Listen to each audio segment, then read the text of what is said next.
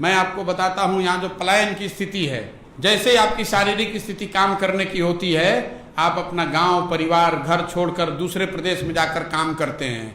25 साल 30 साल जो समाज में कोई दूसरा काम करने के लिए तैयार नहीं है, वो बिहार के लोग सबसे डिफिकल्ट काम बिहार के लोग कर रहे हैं।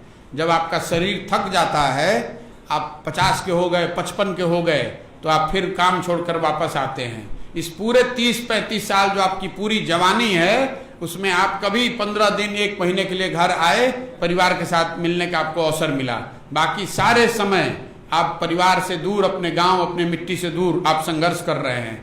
जब आप वापस आते हैं तो जो लड़का आपके घर में जो सबसे यंग है, वो आपकी जगह बाहर काम करने जाता है। कई बार आप और हम सुनते हैं कि किसी बिहार के लड़के को किसी ने गाली दे दी, मारपीट हो गई, सुनते हैं ना। तो नेता क्या बताते हैं कि बिहार के लड़के न रहें, बिहार के लोग न रहें तो दिल्ली और मुंबई की व्यवस्था ठप पड़ जाएगी, वहाँ सब्जी नहीं बिकेगा, वहाँ सफाई नहीं होगा। मैं आपको बता रहा हूँ कि ये गौरव की बात नहीं है। बिहार के लोग सब्जी बेचते हैं, ये गौरव की बात नहीं है। बिहार के लोग पर सफाई की व्यवस्था टिकी हुई है महानगरों की, ये गौरव की बात नहीं है।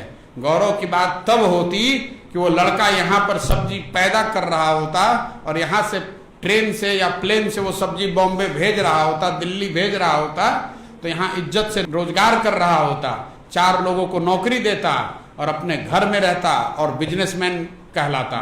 लेकिन वहां जाकर अगर ठेला लगाता है तो ये गौरव की बात नहीं है। मुख्यमंत्री और बड़े नेता बता रहे हैं, कह रहे बिहार के लड़के नहीं रहेंगे तो दिल्ली की व्यवस्था रुक जाएगी। हम लोग कोई दिल्ली के व्यवस्था चलाने का ठेका लेके बैठे हुए हैं? बिहार के लड़के सब्जी बेचने के लिए पैदा हुए हैं और मुंबई का कचरा साफ करने के लिए पैदा हुए हैं। कर्नाटक का आदमी, तमिलनाडु का आदमी आकर बिहार में कभी ये काम कर रहा है?